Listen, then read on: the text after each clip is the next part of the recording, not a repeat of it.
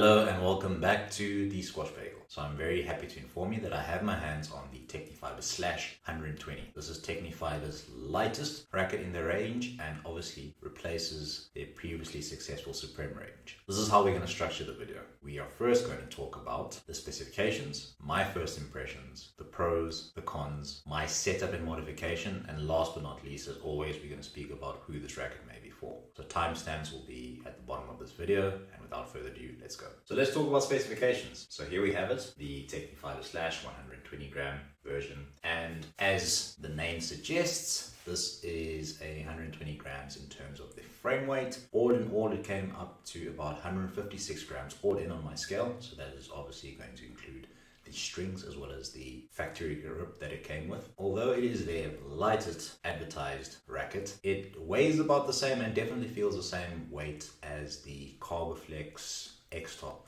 125, so Mohamed Al-Shabagi's racket. It definitely feels heavier than the racket that we previously discussed, which is the Caracal Raw Pro 2.0, which also has a frame weight of 120 grams and also comes in a slim body design. But I definitely feel that you can feel that sort of difference, the 5-gram difference between that racket and this one. So although it is 120 grams in terms of frame weight, I'm sure you might get some which are lighter out there, but mine definitely didn't feel as light compared to the Caracal Raw Pro 2.0. It is a traditional shape racket with a stringing pattern of 14 by 18, which seems to be a very common stringing pattern among some of your top rackets. The head size comes in at 461 square centimeters, which is obviously much smaller than the previous Supreme Curve, which is the one that Asal used to play with, which is the famous green and black one. I think that came in at 470 square centimeters. So this is a smaller head size. It obviously leads to a couple of advantages that we're going to speak about in the pros. But yeah, we've got a smaller head, which is very similar to the old school Tecnifibre Supreme NG, which was a 130 gram racket, but also had a smaller head size, which was around 463 square centimeters. Although the version that I showed you just now is strung with a different string, it comes with the Tecnifibre 305 1.2 millimeters. So the one that I have here, which is we're going to talk about obviously some of the modifications that I've tried.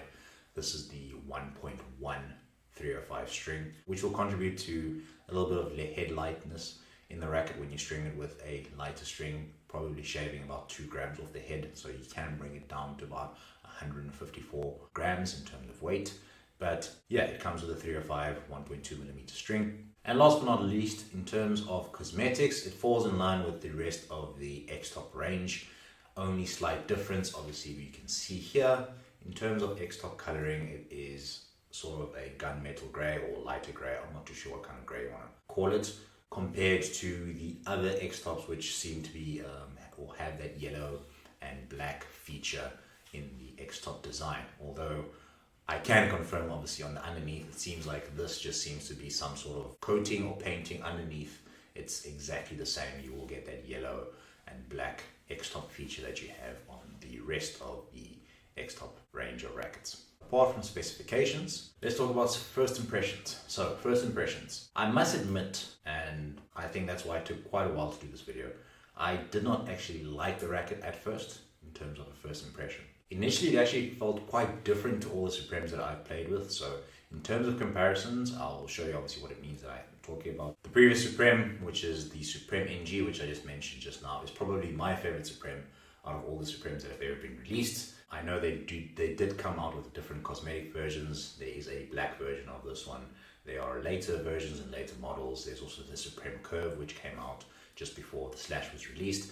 And I have played with those in the past, and this one felt very different to those. And I think just taking the racket out of the packaging and just hitting with it initially, I was left a little bit disappointed. And I think obviously a small head size of 461 square centimeters at the time initially definitely felt like Tecnifibre didn't do themselves any favors. I probably thought that although it was advertised and the leaks came out that they would have a smaller head, when I initially hit with it, I wasn't exactly too impressed. It felt very unforgiving. It felt like they strung it way too high, so as much as it came with a great string, the Tecnifibre 305 1.2 millimeter string, the tension was just wrong, which is, I would guess, something I should have anticipated since I got it straight off, I guess, the ship when it came off. A lot of manufacturers will string quite high in anticipation that it loses tension as time goes on, and by the time it either gets to their destinations, obviously it being here in South Africa, so it could have been the South African batch that had quite a high tension, but you'll find that the ones closer to Europe, since they released and sold the rackets right there and then, they might have obviously strung it to the lower tension. Yeah, I was not happy with it initially hitting. I thought it actually felt like a plank, and that's obviously a word that I have used before, and that can also be something that I won't say always, but I do know Tecnifibres with their stiffer frame can often feel that way. So this was just obviously in terms of first impressions, I wasn't too happy about it. Although the factory grip that it came with was obviously a lot better than what came with some of the X-Top versions, that super thin grip. This one was a lot more comfy, but at the same time didn't really do them any favors. Again, a lot of players that I know which are also playing with the 120 Slash have already changed the grip as a first point of modifications. So the surprising part is that, yeah, I really thought I made a mistake when I took it out and I actually hit with it, because, you know, I was really excited. I've been super excited about this racket since the announcement of it, or the leak of it on Reddit, and you would obviously know that I have spoken about it quite a few times. I'm sure that's how some of you have obviously found this channel itself. So I was pretty much disappointed at first. Obviously, with the time that I waited for this and the anticipation and the build-up and the marketing that has gone into this, I obviously decided that maybe I need to walk away from it for a couple of days first before actually trying it again, especially since I felt so comfortable with the Caracal Raw Pro straight off the shelf, and I felt that, you know, that was a remarkable racket and just didn't give me the same sort of feeling that I had with the Caracal Raw Pro.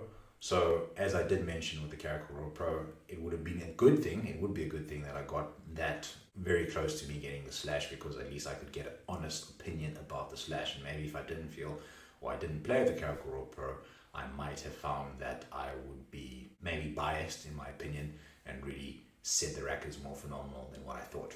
And the funny thing is, I'm not saying this will be the same for everyone. In fact, I have discussed and chatted to a couple of people who are also playing with the frame, and they've loved it straight off the cuff. You know, they've got it in their hands and they felt that it was perfect the way it was. So you might not feel the same way, but I'm just assuming that's why we haven't heard too much about it yet in terms of certain channels and certain people doing reviews, because it just does not exactly give you the most exciting feeling as soon as you get it. But I've obviously made a couple of changes, which we'll speak about at the end of the video. I obviously have mentioned, or allured to the fact that I have mentioned the fact that I changed the grip. Apart from that, that was just how I first felt when I had the racket in hand. So next up, let's talk about pros. And a lot of the pros that I'm going to speak about now are, I guess, aligned to the fact that I've made a couple of modifications. And this is obviously one of the things about rackets. You got a frame and you have strings, and strings can definitely add a good 10 to 15% in terms of performance.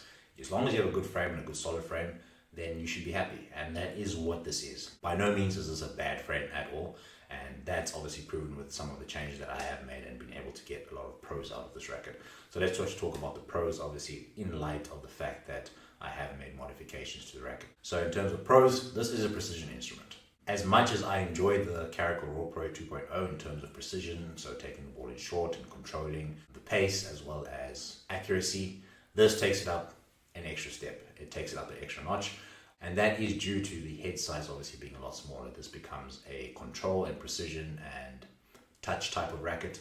And although the Caracal Raw Pro also feels good in that aspect, especially coming from a racket with a bigger head size, this takes it up another level. I really feel that it delivers when it comes to the touch and feel aspects of the game, and you will enjoy taking balls in short. In fact, that is probably one of the shots. If you are a person that loves to play your drops, I think this is one of the rackets for you, which we'll talk about.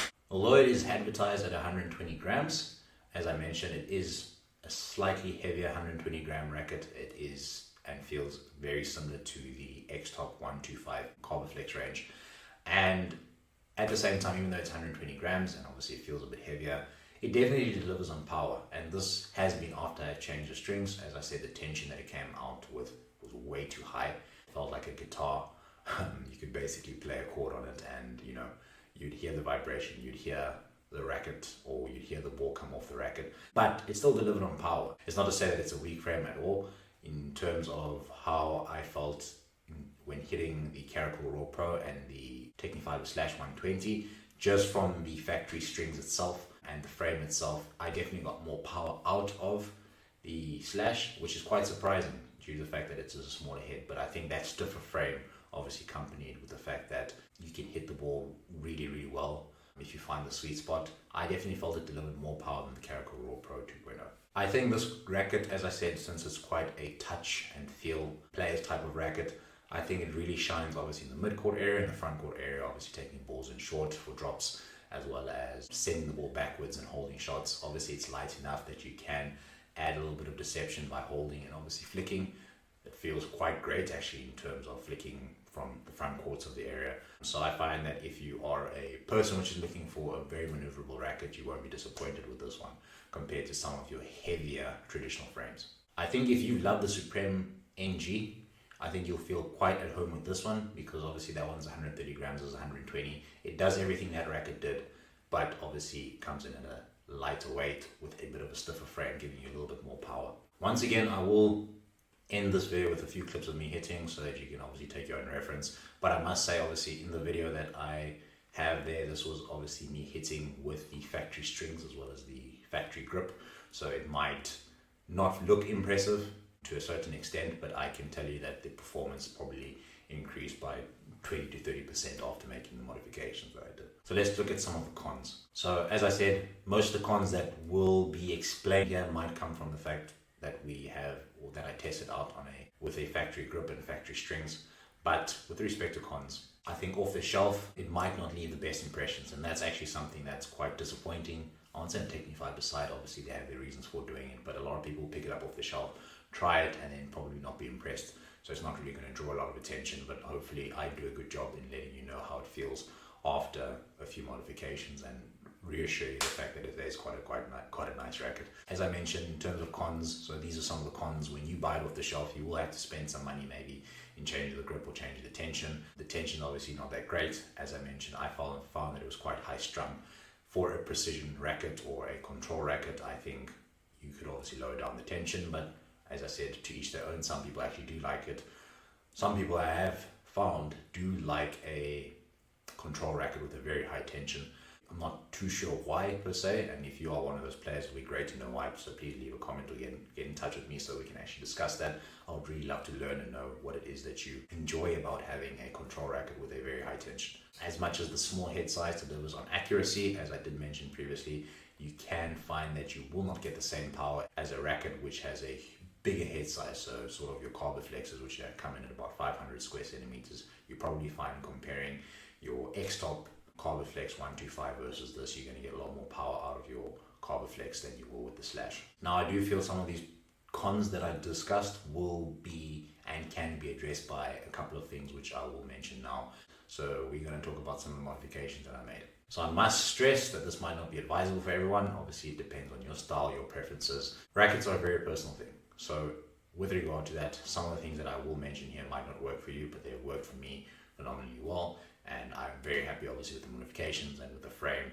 So much so that I'll be using that instead of the Caracal Raw Pro, even though it took a while for me to actually become comfortable with the racket. So one of the first modifications, and it's probably something that might be a bit obvious to some of you. I think there are many people who play squash who, as soon as they get a racket, the first thing that they do is change the grip. They don't even waste time in trying to play with it. They just actually change the grip. So the first thing that I have done is obviously change the grip. In terms of grips that are out there, obviously there are a lot of preferences. Some people need a little bit extra protection according to sweat, so tourner grips are a thing. But I always use the Caracal PU Super Grip, that's what it's called, sorry. I use the Caracal PU Super Grip. That was the first thing that I changed on the racket itself while keeping the factory tension strings. And that already made a big difference. Felt a lot more comfortable in hand, felt a lot more maneuverable. I'm not too sure why grips make a difference, but somehow they do. I don't understand the science behind it, but if someone is an expert regarding that, please let me know. As I said, maybe we can have a discussion and present it to the people or the community on the Squash Bagel. But yeah, I felt that changing the grip gave me a lot more feedback on the ball, and I felt a lot more confident actually with the racket in hand.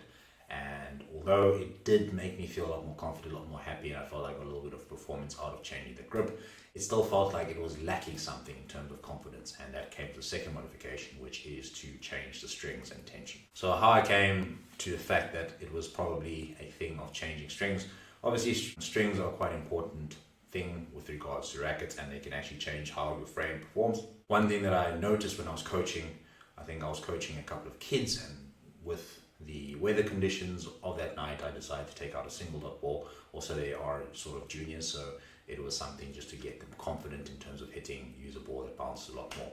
And what I found is when I was hitting the single dot, the racket felt phenomenal, felt super confident, and I thought, okay, maybe I got a grasp of things, the changing grip, I finally adapted to how the racket plays, I'm feeling good. And then the next session that I had with someone while coaching, I took out the double dot because obviously they're a bit of a better player, and all of a sudden it felt terrible again, which led me to down the path of thinking about maybe strings are actually going to do something. And it's quite hard for someone to think about changing strings, especially when it comes with a premium string. So it comes with a 305 1.2 millimeter. And I know some people and some of you will not be in a situation to change the string immediately, and obviously that is understandable, that is fine. Don't change it if you can't afford to do so, but obviously if you are looking to, you've spent so much money in buying a proper frame, I think it'll be great to obviously change the strings if you don't feel all that comfortable with it. And with respect to strings, I have gone for two different type of strings, and that's something I'm playing with now at the moment, although I prefer one to the other. So the first setup is the Tecnifibre 305 1.1 millimeter string. This has been a go-to string just because I had a reel, and a lot of advice came from the Reddit community in terms of the fact that most of the players on the circuit play with the string. It's a very popular string, might not be durable, but allows you to have a lot more cut on the ball, stretches a bit better, and it is quite nice, especially on the Supreme NG. In the past, it really made me enjoy the racket a lot more, but lo and behold, due to the fact that I have been changing obviously a lot of rackets and restringing a lot through coaching, I had run out of reel, and I strung one racket and had run out of 1.1 millimeter string, and I had a set of what they have, Ashaway Poundings. Had a set of those and tried them out just because I knew that I didn't want to keep the 305 strings, and I actually seem to like that one a lot better. I am definitely favoring the Poundings at the moment. So with regards to the 1.1 millimeter string, the Tecnifibre 305, I strung that at 23 pounds. That definitely gave me a lot more power, a lot more confidence, a lot more ability to take the ball in short and cut, and not, I guess, try too hard to generate power. So you can definitely generate power with the factory strings, but I think sometimes you might have to overexert yourself or really, really force it. And then with the Powernic, as you know, Ashaway on their website, any string that contains Zyx, you have to string at 10 to 15% lower. Although I know some stringers might not exactly believe that, but I have had obviously a bad experience with that in the past, so I decided to go for it. And I strung this at 20 pounds in order for it to play at 23, so 10 to 15% lower than 23. So that's my preferred string setting for a nylon string. And as I said, that is where I feel really comfortable. I feel that I did not lose any control at all. Although it's strung at 20, which is quite low in terms of what is out there. It's probably on the lower end of the stringing scale, although gold here has gone down to I think 14 or 16 pounds. Stringing at 20 seemed risky, but I really enjoy it because it feels a little bit effortless. I don't have to sort of put myself in compromised positions to generate power, and I feel that you can obviously use your wrist a little bit more in, let's say, difficult situations, and the fact that the lower tension is there, you'll get a little bit more power out. So you definitely have to learn to maybe control it a lot more, but I found it a little bit effortless. So me actually focusing more on my footwork and movement and not needing to worry about power is actually quite refreshing. It actually brings a different aspect to your game, and then all you have to do is sort of focus on control now, actually trying to tame that down. So it enables you, I guess, to ramp it up if you need to in terms of pace, but also bring it back down and slow your swing down when you need to, and actually get or focus on the accuracy and control. So yeah, that's just the modifications that I made. I think it isn't rocket science, and it's something, as I said, you know, you spend so much money on a racket, you really sort of debate if you want to change the grip as well as the string, since you just bought one and it's actually coming with a premium string. But yeah, if you can do it, please do. Let me know how it feels. If you can't, obviously play with it out until you need to change your grip as well as you need to change your string, and then let me know if the modification has helped. Yeah, maybe you can experiment with another tension or another type of string, whatever string that you want to experiment with. But the lighter strings or the thinner gauge strings will bring down your overall weight of the racket. So as I said, with the 1.1 millimeter, I think I'm down to about 153 grams on the frame, bringing it a lot closer to the Joel Making version, making it a lot lighter than a X-Top 125 NS. But at the same time, the Powernic also brings it down to, I guess, 154.5. So it's slightly heavier because the string is a little bit thicker. It's a 1.15 millimeter string. So who will enjoy this racket? Who's this racket for? I think Dunlop has had the sort of title when it came to control rackets in terms of control frames. You had people like Jonathan Power, was it Lee Beachel? They were I think there was also Bianchetti from Italy back in the day, Shabana. They were the ones which, Dunlop used to be the ones which would cater for the control type of players. And although Tecnifibre did do that with the Supreme NG, with Alistair Walker in them, it felt that I think they did not actually capitalize on that market quite well in terms of control. But I think the game is probably starting to shift in a more control type of game. Back in the day, there was obviously a lot more power. Your Elshabagis came onto the circuit with a lot more pace and power, Nick Matthew, and that's where a lot of the, I guess, players started to swing towards a teardrop shape. Obviously Remy playing with a hybrid, but that looked more like a teardrop back in the day. So a lot of the players started to shift more towards that end, with the power being a new component and a new style of squash, which was very marketable and obviously very successful. But I think as time has gone on, people have caught up with the power aspect. Everyone's doing obviously a lot more ghosting, they're doing their strength and conditioning. So now, people are caught up with the pace part, and then now that's where control has come back into the game itself. So I think Tecnifibre has done a really good job in trying to capitalize on that market. So people which love a control type of game, a touch game, I think that's something that is becoming a lot more popular with your likes of Diego Elias and obviously Asal. This is an Asal frame, right? As much as some people do not like him, he does have a very good control type of game, obviously mixed with a bit of power, and definitely this bracket can swing to both ways. You can be a very power-like player, and also you can also have your touch in your feel. So I think if you're a touch player, and that was a term that disappeared in terms of modern squash, but if you're a touch type player, I think you'll feel right at home with this racket. I think I see it in the hands of people which are looking to push the ball in different parts of the court, add a lot of variety to the shots, a lot more lobs, a lot more holds, a lot more flicks, a lot of drops, add a little bit of deception with a little bit of a cross-court flick here and there. I would definitely see, if you say it's an advanced type of racket, but it would favor those players which like a classical frame and also the classical game of squash.